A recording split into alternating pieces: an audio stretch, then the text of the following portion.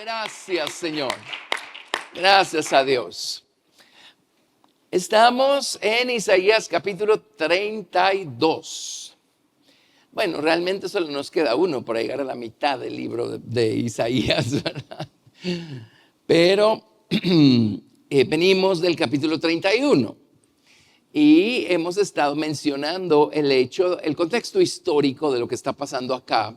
Es que los asirios están amenazando con invadir, ¿verdad? Israel. Y entonces los israelitas, en vez de confiar en Dios, inmediatamente se fueron a pedir ayuda a Egipto, al faraón, y a apoyarse en sus ejércitos, sus caballos, sus jinetes, sus armas de guerra, etc. Y hemos mencionado el hecho que Dios no nos va a tratar igual si sabe que ya lo conocemos, en el grado que sea. Él espera que si ya lo conocemos, corramos a Él por ayuda. Amén. Que Él sea nuestro refugio. Pero bueno, el pueblo de Israel empezó conociendo a Dios más o menos y terminaron completamente alejados del Señor, completamente alejados, que es lo que está pasando históricamente hablando cuando Isaías escribió este libro, ¿verdad? Y por eso es que Dios quitó todos los cercos de protección que tenía alrededor de su pueblo y los asirios hicieron trizas a las 10 tribus del norte y como 140 años después los caldeos hicieron trizas a Judá y a Benjamín al sur, ¿verdad? Pero bueno, estamos viendo esa parte y la aplicación que todo esto tiene para nosotros hoy y la parte profética que encontramos nosotros en Isaías, porque hay cosas que se aplican a lo que ya pasó de acuerdo con la historia, pero hay cosas que definitivamente no se aplican a cosas que ya pasaron y están anunciando las cosas que vendrán pronto. Entonces, después de Dios expresar su disgusto porque los israelitas están buscando apoyarse en los egipcios y no se les ocurrió, pero ni siquiera clamar a Dios por ayuda, en el capítulo 32, hicimos la primerísima parte del capítulo 32, vamos a ver del verso 1 al 2, Isaías 32, del 1 al 2. Esa es la primera parte de este capítulo. Y dice, he aquí que para justicia reinará un rey y príncipes presidirán en juicio. Y será aquel varón como escondedero contra el viento, como refugio contra el turbión, como arroyos de aguas en tierra de sequedad, como sombra de gran peñasco en tierra calurosa. Qué descripción de la naturaleza y la bondad y el amor de nuestro Señor Jesucristo, ¿sí? Amén. Entonces, la semana pasada solo hicimos, será que el varón como escondedero contra el viento. Así es que vimos de qué nos está hablando eso, ¿verdad? ¿Se acuerdan que la palabra viento es ruach, es espíritu e interesantemente también se traduce como carácter moral, actitud, impulsos inexplicables o descontrolados, etcétera? Entonces, ¿cuántas veces se vienen los vendavales, verdad, en contra nuestra o nosotros nos convertimos en un torbellino, verdad? Y estamos siendo un vendaval para otros con nuestras actitudes, pero Jesús promete ser un escondedero contra el viento. Los vientos representan también las pruebas de la vida, representan las ataques, digamos, de nuestra propia naturaleza carnal, porque a veces es como que yo no sé, le abrieron la jaula a nuestra naturaleza carnal y hay épocas en donde es una cosa increíble, ¿verdad? La batalla en la mente, etcétera. Y luego los vientos representan también el error y el engaño del diablo. ¿Se acuerdan que si viento es aliento, pues son palabras también? Y es así como el diablo busca engañarnos y apartarnos del camino. Entonces, primero, Jesús es escondedero contra el viento. Voy a poner, lo estoy abreviando aquí. Pero luego también se presenta el Señor Jesucristo aquí como refugio contra el turbión. Contra el turbión. Uy.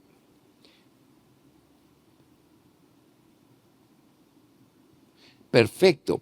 La palabra refugio es hermosa, significa cubierta o protección o lugar secreto. Entonces, Dios le está diciendo a Israel, miren, si yo soy todo eso, ¿por qué en vez de correr a mí corrieron a los egipcios? Pero creo que nos está hablando a nosotros también. Y ustedes saben que, bueno, segunda de Pedro al final, el último versículo dice que crezcamos en la gracia y en el conocimiento de nuestro Señor y Salvador Jesucristo. Esa medida que crece nuestro conocimiento del Señor Jesucristo, que va creciendo en nuestra confianza en el Señor Jesucristo. Es imposible confiar en alguien a quien no conocemos. Amén. Y por eso es que el pueblo de Israel dejó de confiar en Dios, porque ya esas generaciones no lo conocían. Lo único que tenían era una serie de formas religiosas muertas, pero estaban completamente lejos de conocer a Dios. Pero Él es nuestro refugio contra el turbión, nuestra protección, ¿verdad? Y esta palabra refugio es la que se menciona en el Salmo 91:1. El que habita al abrigo del Altísimo morará bajo la sombra del Omnipotente, ¿verdad? Es la palabra abrigo. La palabra abrigo es la mismísima palabra que se utiliza aquí en Isaías 32 para refugio. Una de las grandes cosas que quiere el Señor ser y hacer para nosotros cuando crecemos en Cristo es ser nuestro refugio. Y al principio, cuando estamos expuestos a las presiones, a las pruebas, a las tentaciones, y somos débiles y nos tropezamos y caemos, porque no hemos crecido lo suficiente, le prestamos atención a todas esas voces acusatorias del diablo, ¿verdad? Ay, no, así como estás no vas a llegar a ningún lado. Y por regla general, en vez de correr al Señor, corremos del Señor. Porque ya no te hemos visto en la iglesia. No, es que me siento hasta abajo y es como que primero me voy a componer a mí mismo y entonces voy a ir a la iglesia y nos vamos a morir en el intento. Amén. No, ¿qué estamos haciendo? En vez de correr al Señor, corremos del Señor. Como que el Señor nos va a destruir cuando Él descubra que no somos perfectos. Qué absurdo, ¿verdad? No solo Él sabe que no somos perfectos, Él nos salvó siendo imperfectos, por puro amor, por su pura gracia, por su pura misericordia. Y Él sabe que apenas estamos dando nuestros primeros pasos y que un bebé cuando aprende a caminar se va a tropezar más veces que los pasos que va a poder dar. Pero tarde o temprano crece. Si sigue bebiendo la leche espiritual de la palabra.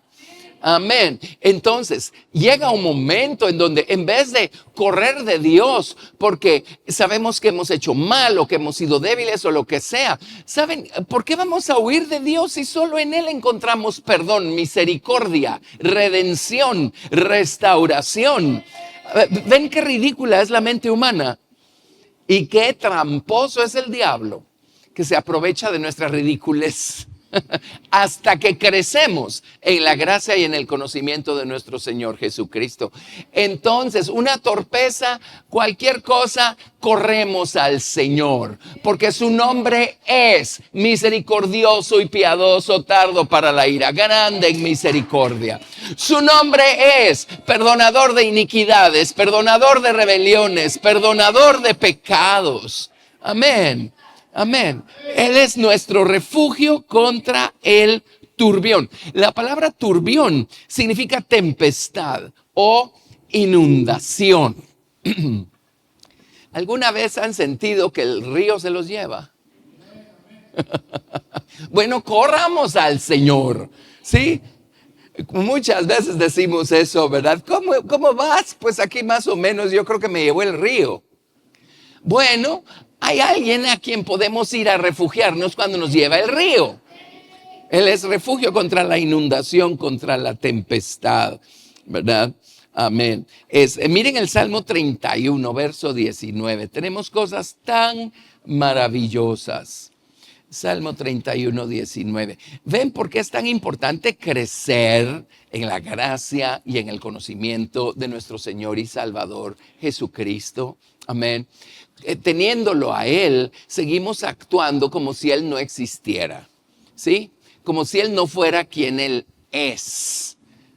¿Qué les dije? Salmo 31, ¿verdad? Verso 19. Dice, cuán grande es tu bondad que has guardado para los que te temen, que has mostrado a los que esperan en ti delante de los hijos de los hombres. En lo secreto de tu presencia los esconderás de la conspiración de los hombres. Los pondrás en un tabernáculo a cubierta de contención de lenguas. ¿Siente que se ahoga? Escóndase en el Señor. Amén, escóndase en el Señor. Él es nuestro santuario. Y en el santuario efectivamente había un lugar santo para la oración y para la palabra. Escondámonos allí y van a ver cómo el Señor se ocupa de que las aguas bajen. Amén. Hay mucho acá, les tengo varias cosas acá, pero quiero hacer todo el capítulo. Ahora, la palabra turbión o tempestad, miren por ejemplo, ya estamos en el Salmo 32. Regresemos al verso 6.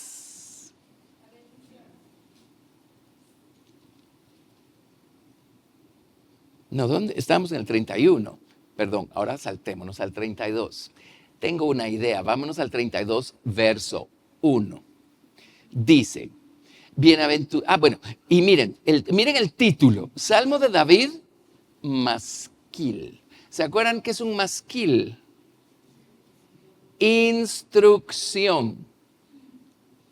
En otras palabras, David nos dejó una notita aquí, más les vale aprender lo que está puesto acá. Ok, dice, bienaventurado aquel cuya transgresión ha sido perdonada y cubierto su pecado. Bienaventurado el hombre a quien Jehová no culpa de iniquidad y en cuyo espíritu no hay engaño. Mientras callé, se envejecieron mis huesos en mi gemir todo el día, porque de día y de noche se agravó sobre mí tu mano. Se volvió mi verdor en sequedades de verano. David aquí está siendo muy honesto, está abriéndonos su corazón con toda honestidad y sinceridad y obviamente hizo algo que no estuvo bien. Pero dice, di 1000 vueltas en el mismo círculo y solo se ponía peor mi estado. Y solo me sentía yo más desesperado y más seco y más lejos de Dios. Hasta que se me ocurrió hacer lo único que deberíamos hacer. Dice, mi pecado te declaré y no encubrí mi iniquidad. Dije, confesaré mis transgresiones a Jehová y tú perdonaste la maldad de mi pecado. Ven, al principio nuestra mente carnal nos hace buscar huir del Señor. Es lo que David estaba haciendo aquí y lo que hacemos nosotros cuando le damos 1000 vueltas al asunto en vez de ir al Señor y decirle, Señor, hice esto y esto y esto, perdóname. Amén. Sí, huimos del Señor en vez de escondernos en el Señor.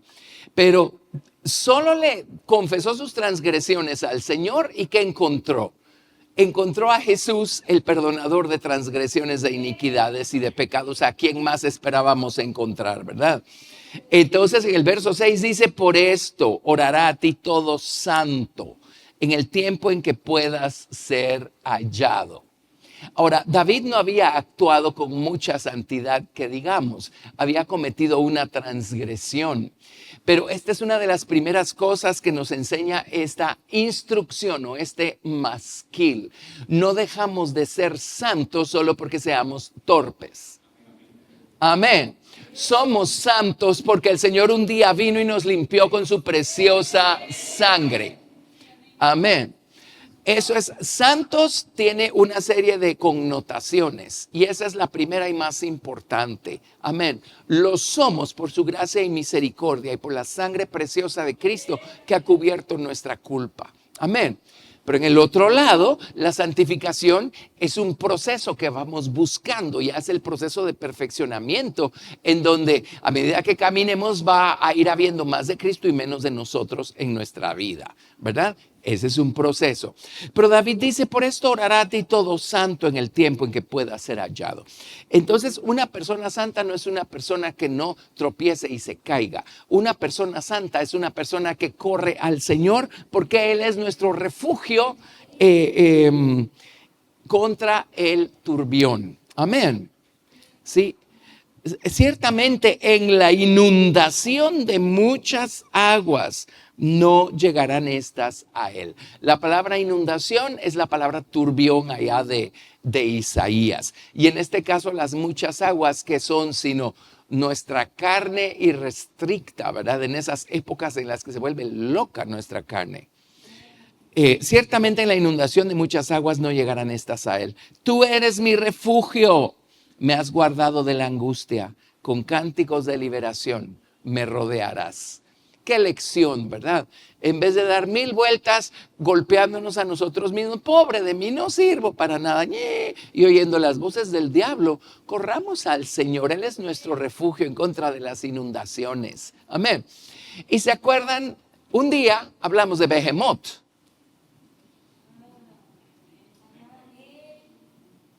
¿Y qué descubrimos cuando estudiamos a Behemoth? Que Él se encuentra presente. Si hay una inundación, ahí va a estar Behemoth. Amén. Un cuadro, una figura del Señor Jesucristo que está listo para tragarse todas esas aguas. Amén. Si corremos a Él buscando refugio. ¿Sí? Ok. Les di toda una convención acerca de Behemoth. Sí, bueno, etcétera. Entonces ahí tienen pues refugio contra el turbión.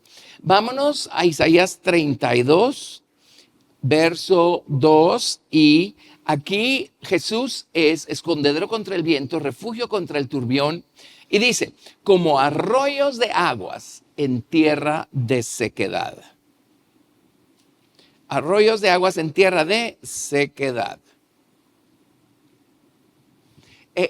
Cuando hay, aquí no es una inundación, aquí es una sequía, una falta de todo, ¿sí? Un lugar parchado, un lugar desierto, un lugar árido, un lugar en donde no vemos brote de vida por ningún lado, un lugar que solo estar ahí ya es fatigante, ¿verdad? Entonces, por ejemplo, en el Salmo 63, ese lo conocemos. Pero miren qué belleza el Salmo 63, verso 1. Aquí David se encuentra en un desierto. De hecho, el título, Salmo de David, cuando estaba en el desierto de Judá. Una vez les expliqué o les conté que de los como 80 salmos que hay de David aquí en la Biblia, sí son como 80 salmos, según me acuerdo. Déjenme ver si tengo por aquí el dato. No todos los salmos son de David, eso ya lo sabemos. 78 salmos son escritos por David. De esos 78 salmos, a lo mejor como el 80% de esos salmos fueron escritos en ese periodo tan oscuro de su vida en el que él vivió huyendo del rey Saúl. Eso duró años, y muchos salmos salieron de allí. Y el 63 salió de allí porque es cuando él estaba en el desierto de Judá. ¿Sí? Ok. Dios mío eres tú. De madrugada te buscaré. Mi alma tiene sed de ti. Mi carne te anhela en tierra seca y árida, donde no hay aguas, para ver tu poder y tu gloria, así como te he mirado en el santuario. Porque mejor es tu misericordia que la vida. Mis labios te alabarán, así te bendeciré en mi vida. En tu nombre alzaré mis manos. ¿Qué está haciendo David? Está buscando su refugio en el Señor. Sabe que Él es su arroyo de aguas en tierra de sequedad. Entonces está diciendo, estoy en un desierto, pero una cosa es el desierto literal en el que estoy, pero obviamente también estoy en un desierto personal, espiritual y a lo mejor moral también. Entonces está diciendo, ok, Señor, pero si sigo en este desierto, está bien, nada más que convierte este de aquí adentro, Señor, en un huerto de riego. Señor, dame de beber de tus aguas. Amén. Entonces, miren lo que dice verso 5, como de meollo y de grosura será saciada mi alma, y con labios de júbilo te alabará mi boca, cuando me acuerde de ti en mi lecho, cuando medite en ti en las vigilias de la noche. Solo está poniendo su mente en el Señor y ya está comiendo el meollo y la grosura. Amén. De la verdad que él conoce. O dicho de otra manera, ya está bebiendo agua fresca. Cuando estemos en un lugar seco, cuando estamos en un lugar seco, abrimos la Biblia y solo leemos y leemos y leemos y no le sacamos gran cosa. ¿Han estado allí? Ay, yo he estado ahí cantidad de veces. Amén. Pero ¿saben qué? Allí es donde hay que recordar. ¿Sí? Todo lo que el Señor ha hecho por nosotros, toda la verdad que está viva en nuestros corazones y de repente cuando sentimos ya estamos bebiendo de los arroyos de aguas en tierra de sequedad, ¿verdad? Amén, amén. Ese es Jesús para nosotros. Bueno, hay cantidad de citas que les traigo para esto, pero hagamos solo esa. El número 4, aquí de Isaías 32 es como sombra de gran peñasco en tierra calurosa. Sombra en tierra calurosa. Sombra de gran peñasco en tierra calurosa. La palabra sombra es preciosa porque se refiere también a la sombra, por ejemplo, cuando un ave está volando encima de nosotros. Amén. ¿Se acuerdan que Génesis 1:2 dice que el Espíritu de Dios se movía sobre la faz de las aguas? La palabra moverse significa revolotear, ¿sí? Estaba haciendo sombra sobre la tierra y sobre la condición en la que la tierra estaba. Pero Él es nuestra sombra. Sombra de gran peñasco en tierra calurosa. Y cuando ha estado uno bajo el sol al mediodía y todo está seco y árido y la cosa está tremenda, ¿qué buscamos? Si no hay árboles, pues más de algún peñasco va a haber, ¿verdad? ¿Y qué hacemos? Nos arrimamos al peñasco y la sombra del peñasco nos trae alivio. Ese es Jesús para nosotros. Nada más que Él no es un peñasco cualquiera. Él es la roca eterna. No solo nos refugiamos en Él, Él es la roca de nuestra salvación. Amén. Él viene y nos levanta. Por eso el Señor mismo crea estas situaciones para nosotros muchas veces. ¿Saben qué? Para que lo conozcamos mejor, para que aprendamos a correr a Él y de esta manera lo encontremos de maneras maravillosas, ¿verdad? Amén. El que David haya estado en el desierto de Judea fueron varios años, ya no me acuerdo exactamente cuántos, pero fueron como 12 años, algo así. O sea, no fue cualquier cosa. Pero no fue David el que se creó esa situación para él mismo. No, Jonatán le dijo, si no sales corriendo, mi papá te va a matar. Y salió corriendo. ¿Sí? O sea, Dios creó esa situación para David. Amén. Pero ¿llegó David a conocer al Señor o no? Y las referencias que yo les traigo de todo esto, adivinen de qué libro las saqué. De los Salmos. Cuando estamos pasando por situaciones difíciles, ¿saben a dónde me voy a refugiar? Al libro de los Salmos. Porque si yo estoy pasando por algo, tengan la garantía que David ya pasó por allí. ¿Sí? Así es que gracias a Dios por el libro de los Salmos y por alguien que nos lleva a la delantera como el rey David, ¿verdad? Pero miren, por ejemplo, Salmo 121. Ese es hermoso. Creo que lo hicimos para la convención de jóvenes. El Salmo 121. Este salmo es uno de mis favoritos, es uno de los que me sé de memoria.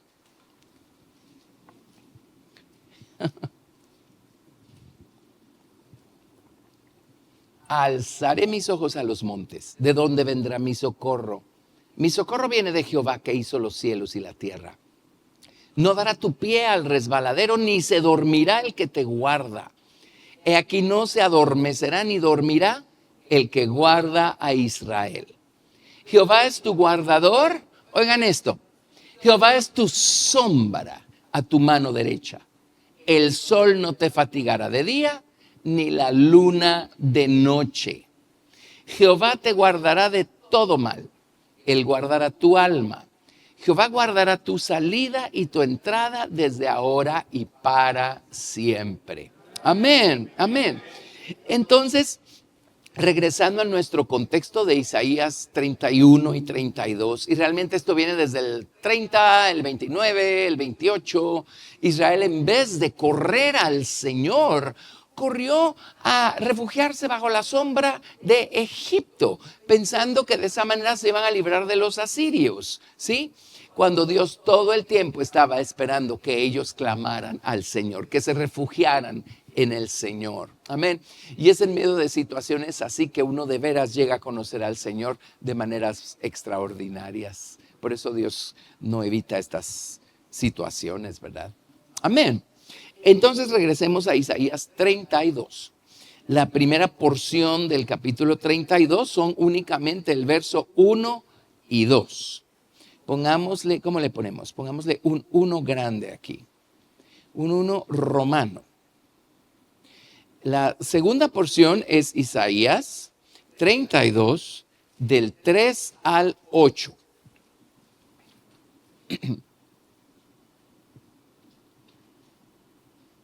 Estábamos discutiendo hace un ratito con los chicos allá atrás, ¿qué título va a tener esta lección? Les dije, ¿saben qué es lo complicado con el libro de Isaías? Que hay 2, 3, 4, 5 cosas en un solo capítulo, ¿verdad? Por supuesto que sí le pusimos título. Pero vámonos ahora a la segunda sección, Isaías 32 del 3 al 8. Y al final ven cómo todo está hilado. Dice, no se ofuscarán entonces los ojos de los que ven, y los oídos de los oyentes oirán atentos. Y el corazón de los necios entenderá para saber, y la lengua de los tartamudos hablará rápida y claramente.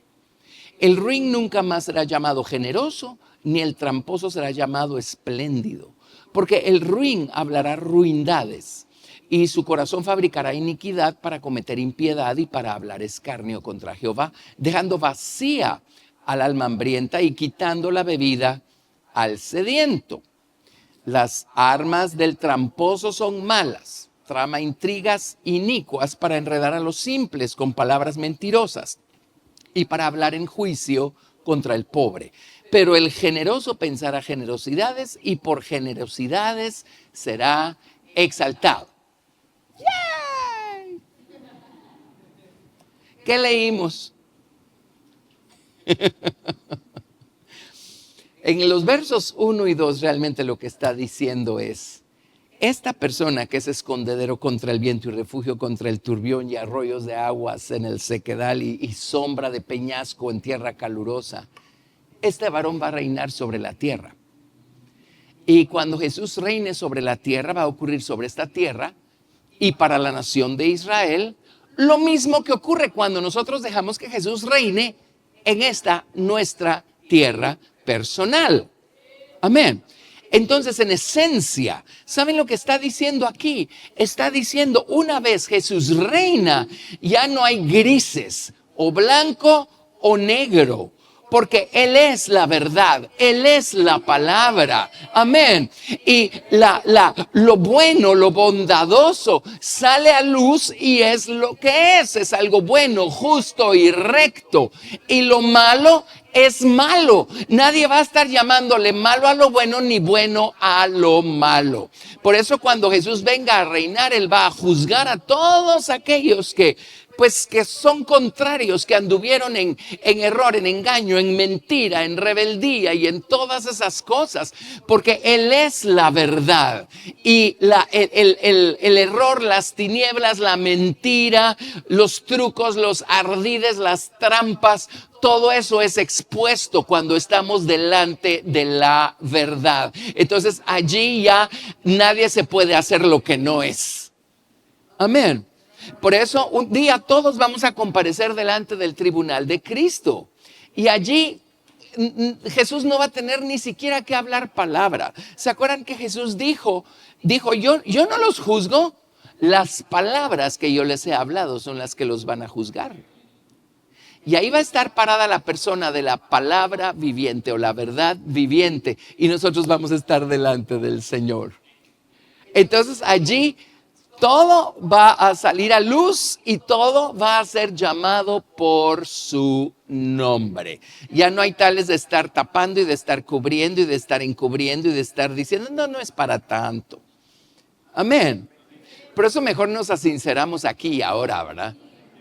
¿Sí? Entonces, con eso en mente, leamos otra vez esto. Dice, cuando Jesús esté reinando, dice, no se ofuscarán entonces los ojos de los que ven. Esto significa, ya no van a evadir la mirada, ya no van a ver para otro lado. Los ojos de los que ven van a ver. Y dice, y los oídos de los oyentes oirán atentos. Cuando Jesús se manifieste, nadie se va a poder esconder o escapar de la verdad. Amén.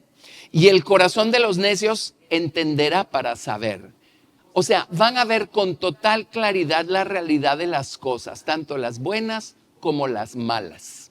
¿Sí? Un necio es lo contrario a un sabio. Y ustedes saben que sabiduría es la facultad, la capacidad, la virtud de llamarle a las cosas por lo que son. Entonces, ¿qué es la necedad o la insensatez? Es no llamarle a las cosas por lo que son. ¿Eso es pecado? No es pecado, solo es quién sabe qué. Por ejemplo, ¿verdad?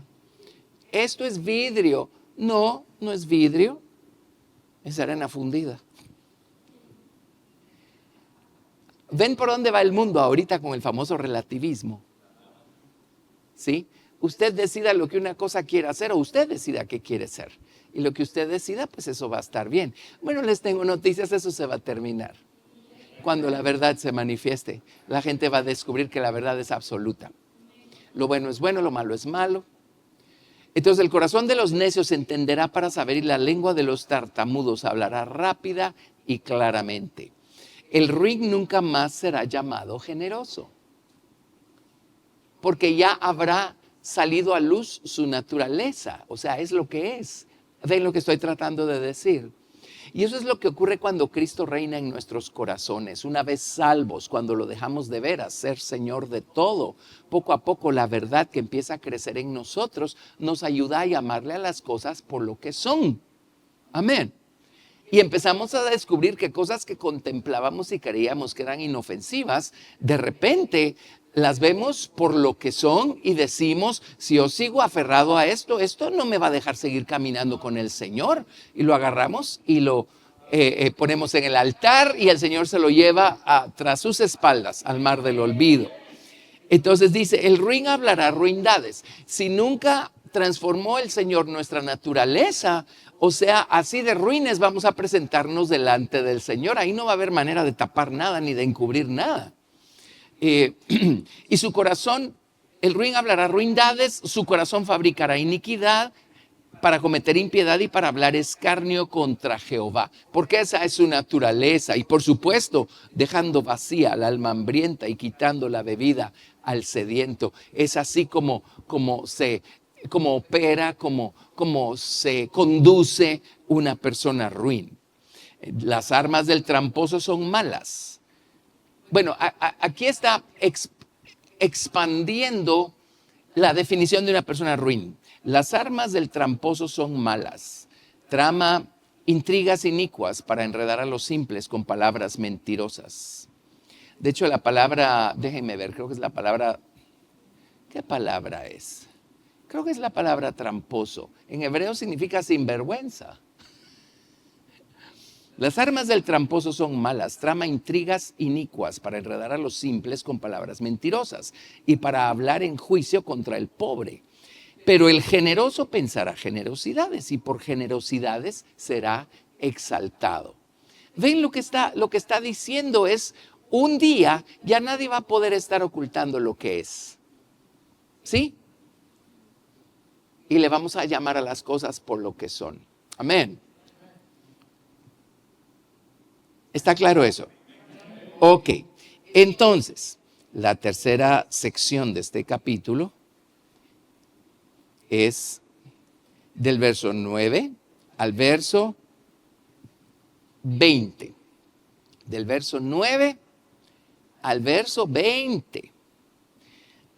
Y ahí tenemos varias cosas importantes. Solo saben que expandamos un poquito el anterior. Vámonos antes de hacer del 9 al 20, sigamos con del 3 al 8. Vámonos a Isaías 11 del 1 al 5. Isaías 11 del 1 al 5, solo para ampliar un poquito más esto. Espero haber estado claro con el concepto, pero ahorita lo van a ver con más claridad. ¿Sí? Isaías 11 del 1 al 5. ¿Lo tienen? Ok. Saldrá una vara del tronco de Isaí y un vástago retoñará de sus raíces. Y reposará sobre él el espíritu de Jehová, espíritu de sabiduría y de inteligencia, espíritu de consejo y de poder, espíritu de conocimiento y de temor de Jehová. Y le hará entender diligente en el temor de Jehová.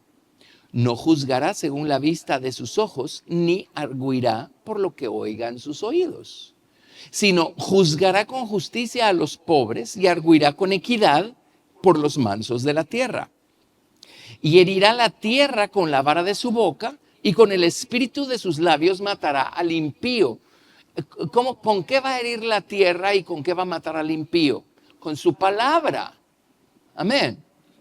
Y dice, y será la justicia cinto de sus lomos, y la fidelidad ceñidor de su cintura. Fidelidad es verdad. Eso es la verdad, va a ser el ceñidor de su cintura.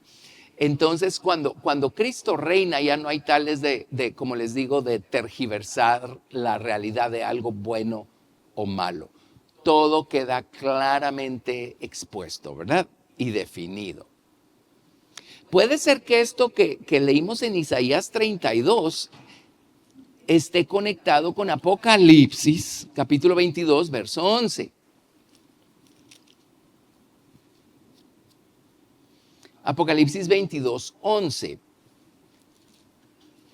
Cuando leemos Apocalipsis, estas palabras llaman la atención. Es como que de repente el Señor insertó esto, ¿verdad? Una advertencia para nosotros, los que estamos leyendo el libro o estudiando el libro.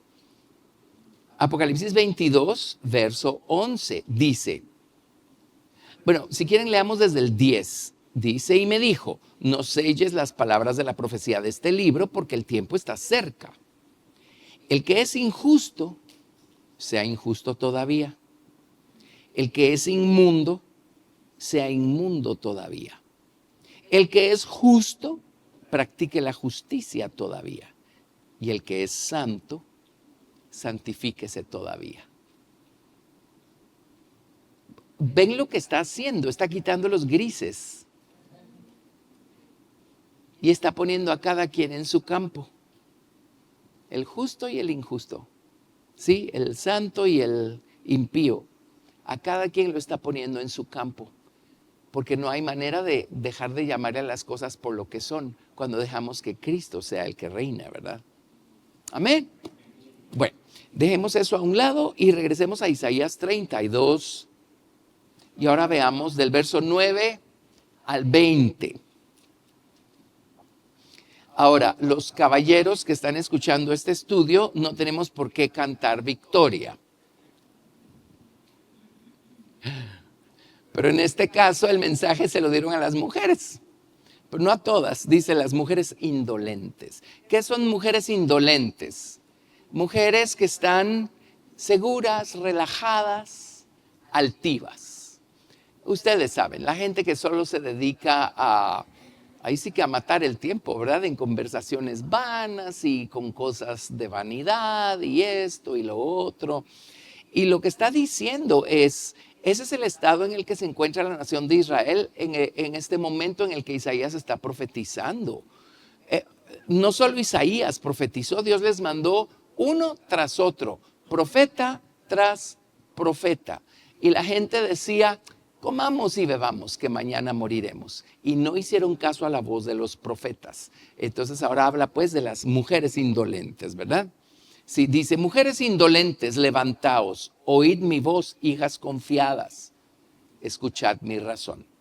Y como les digo, está hablando del estado moral de la nación de Israel en ese momento.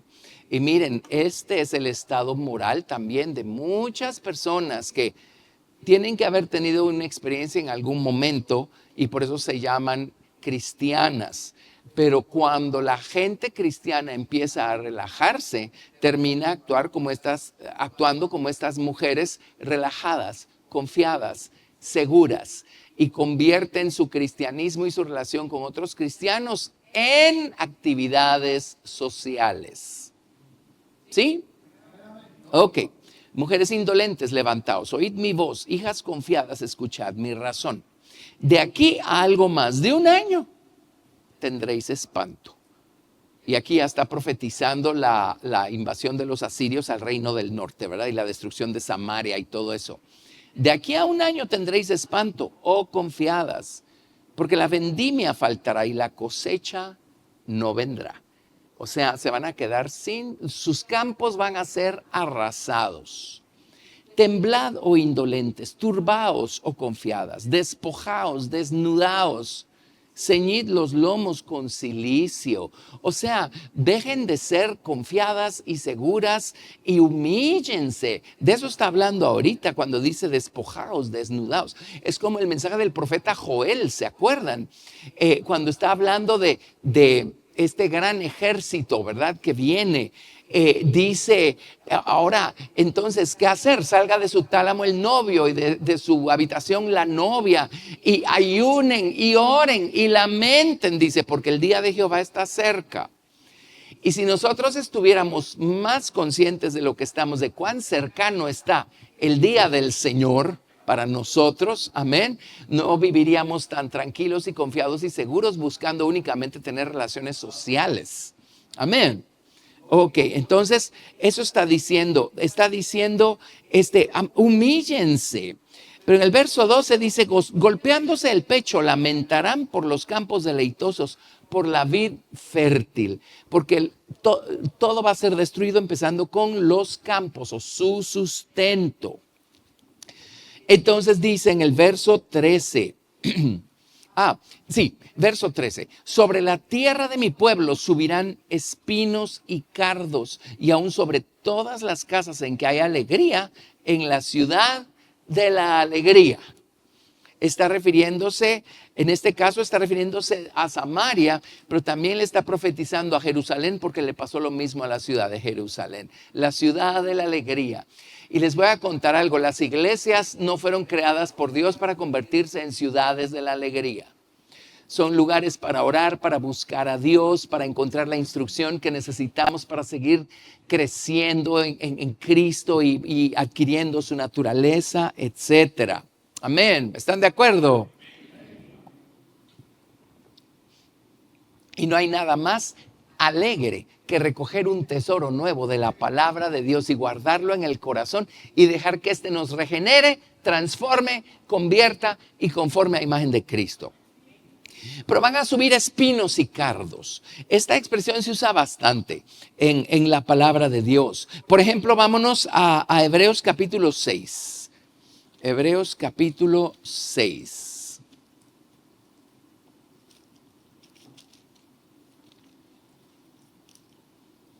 Y recuerden, así como Israel se encontraba cuando el Señor mandó esta destrucción en la antigüedad, así se va a encontrar mucho de la gente que supuestamente es espiritual cuando el Señor venga a llevarse a los vencedores y a juzgar esta tierra. Por eso este mensaje es tan actual para nosotros.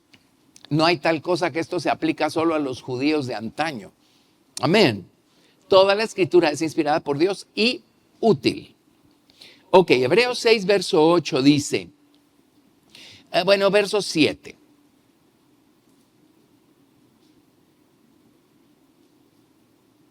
Estoy analizando si leo más arriba. Leamos desde el 4. Hebreos 6, 4. Porque es imposible que los que una vez fueron iluminados y gustaron del don celestial y fueron hechos partícipes del Espíritu Santo y asimismo gustaron de la buena palabra de Dios y los poderes del siglo venidero. O sea, ¿son salvos o no? O un rotundo sí. Verso 6. Y recayeron, sean otra vez renovados para arrepentimiento, crucificando de nuevo para sí mismos al Hijo de Dios y exponiéndole a vituperio.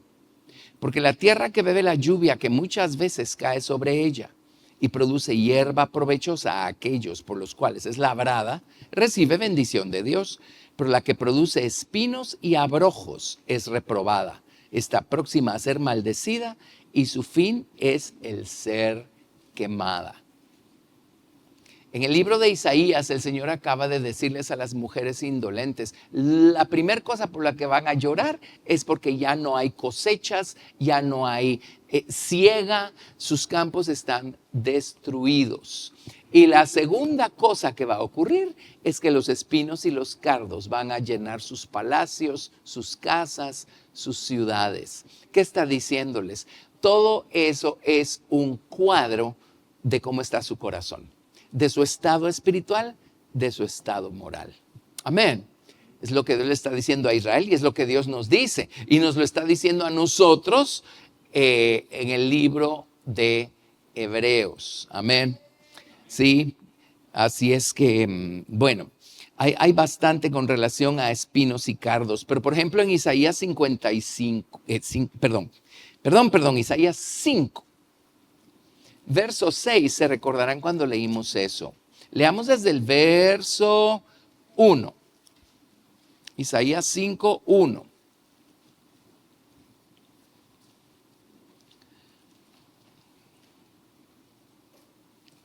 Dice, ahora cantaré por mi amado el cantar de mi amado a su viña. Tenía mi amado una viña en una ladera fértil. La había cercado y despedregado y plantado de vides escogidas. Había edificado en medio de ella una torre y hecho también en ella un lagar. Y esperaba que diese uvas, y dio uvas silvestres. Ahora pues, vecinos de Jerusalén y varones de Judá, juzgad ahora entre mí y mi viña. ¿Qué más se podía hacer a mi viña que yo no haya hecho en ella? ¿Cómo esperando yo que diese uvas, ha dado uvas silvestres? Os mostraré pues ahora lo que haré yo a mi viña. Le quitaré su vallado y será consumida. Aportillaré su cerca y será hollada. Haré que quede desierta, no será podada ni cavada, y crecerán el cardo y los espinos. Y aún a las nubes mandaré que no derramen lluvia sobre ella. Tremendo, ¿verdad? Son las palabras que está repitiendo en Isaías capítulo 32. Está diciendo, lo primero que van a hacer es lamentarse por la falta de sustento, de vida, de producción, y luego van a crecer toda clase de espinos y cardos. Tremendo, ¿verdad? La verdad es que qué tristeza, habiendo empezado como nación, conociendo a Dios, como de la manera como Dios se les manifestó en el desierto, y terminaron tan alejados de Dios. Pero, pues, si el libro de Hebreos da una advertencia al respecto, quiere decir que le puede pasar también lo mismo a un creyente. Y sin embargo, el apóstol Pablo dice, después que dice todo eso en Hebreos capítulo 6, dice, pero en cuanto a vosotros, oh amados, estamos persuadidos de cosas mejores y que pertenecen a la salvación, aunque hablamos así. Ya sé que a ustedes no les va a pasar eso, pero se los advierto de todos modos porque sí puede pasar. Amén. Ok, regresemos a Isaías 32. Nos quedamos en el verso 13. Sobre la tierra de mi pueblo subirán espinos y cardos, y aún sobre todas las casas en que hay alegría, en la ciudad de la alegría. Porque los palacios quedarán desiertos, la multitud de la ciudad cesará, Las torres y fortalezas se volverán cuevas para siempre, donde descansen asnos monteses y ganados hagan majada, hasta que sobre nosotros sea derramado el espíritu de lo alto, y el desierto se convierta en campo fértil, y el campo fértil sea estimado por bosque. Amén. En otras palabras, Dios trató con la nación de Israel y fue una calamidad tras otra en Israel, en Jerusalén. Y dice, ya no va a haber, los campos van a estar estériles, van a crecer espinos y cardos hasta que el Espíritu sea derramado de lo alto. Cristo, su primera venida, después de su resurrección, literalmente el Espíritu fue derramado de lo alto. Amén. Y Dios de esa manera le dio a la nación de Israel una puerta abierta para poder conocer al Señor, recibir perdón para sus pecados, amén, y ser lo que Dios quería que fueran. Amén, gracias a Dios. Pero la nación de Israel rechazó el regalo que el Señor les estaba ofreciendo a través del Señor Jesucristo. Entonces Dios empezó a visitar a los gentiles y hoy tenemos una iglesia en su mayoría gentil. Hay judíos a quienes el Señor les ha dado salvación, por supuesto, y muchos, ¿verdad? Pero básicamente estamos hablando de una iglesia gentil. Pero bueno, miren qué interesante. El Señor va a juzgar esta tierra porque al final de cuentas también va a haber vencedores, va a estar ese remanente feliz y dichoso que hay toda la vida, pero el Señor va a juzgar todo lo demás y va a juzgar a la nación de Israel porque lo último que van a cometer ellos así tremendo es la aceptación del anticristo como que fuera su verdadero Mesías. Y entonces, cuando el Señor haya juzgado a Israel y se manifieste desde los aires, una vez más derramará su espíritu desde lo alto. En el libro de Zacarías dice claramente que Él va a derramar su espíritu sobre la casa de Israel y van a hacer lamentación porque van a ver al que traspasaron y van a arrepentirse y Dios va a abrir un manantial para la purificación de sus pecados y para la limpieza de sus pecados. Amén. Ahora veámoslo a nivel personal. Cuando estamos sintiéndonos nosotros secos y ya, o sea, Dios es un Dios balanceado. No vamos a vivir secos el resto de nuestra vida. ¿Dónde está el balance allí? Sí, hay sequedales por los que hay que pasar, pero también Jehová es mi pastor, nada me faltará. En lugares de delicados pastos me hará descansar. Junto a aguas de reposo me pastoreará. Entonces, si nuestra vida solo es sequedales, ¿saben qué hay que hacer? Humillarnos, ir al Señor y decirle, Señor, yo veo solo espinos y cardos acá. Obviamente, esta situación la estás creando o permitiendo para ayudarme a verme a mí mismo y a ver mi condición personal, mi condición interior. Derrama tu espíritu sobre mí, Señor. ¿Y cómo derrama el Señor su espíritu sobre nuestra vida? Cuando nosotros oímos su voz y reaccionamos humillándonos, arrepintiéndonos, clamando al Señor. Entonces Él derrama su espíritu sobre nuestra vida y la tierra seca, como dice acá,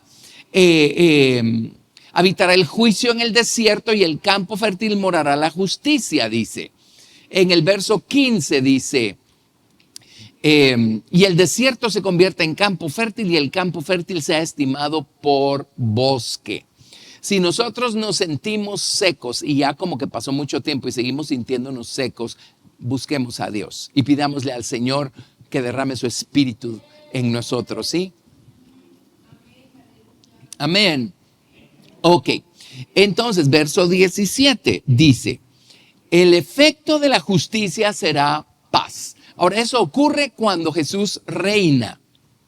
Cuando lo dejamos reinar en nuestro corazón, vamos a caminar en rectitud, eso es lo que es la justicia, y vamos a estar en paz. Y cuando Jesús venga a reinar a esta tierra, la justicia y la verdad que estén reinando en esta tierra van a traer paz a la tierra. Hasta entonces va a haber paz. ¿Sí? Hasta que Jesús juzgue esta tierra, va a haber paz. El efecto de la justicia será paz y la labor de la justicia reposo y seguridad para siempre. Ven aquí, Isaías ya no está hablando solo de algo que pasó en el pasado, porque esto va a tener su cumplimiento hasta que Cristo venga a reinar literalmente sobre esta tierra. Pero esto tiene hoy su cumplimiento en nuestra propia vida. Y mi pueblo habitará en morada de paz y en habitaciones seguras y en recreos de reposo. Y cuando caiga granizo, caerá en los montes. Aquí dice, y la ciudad será del todo abatida. Estos son de esas traducciones que da un poquito de extrañeza, ¿verdad? Hay otras versiones que dicen, vamos a ver dónde lo anoté. Cuando el granizo caiga, cayendo en el bosque, la ciudad va a mantenerse en un lugar bajo, digamos, ¿verdad?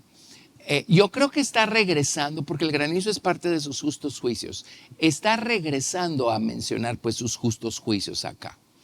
Pero en el verso 20 dice, dichosos vosotros los que sembráis junto a las aguas y dejáis libres al buey y al asno. Otra cosa rarísima, y según la traducción que lean lo van a leer diferente.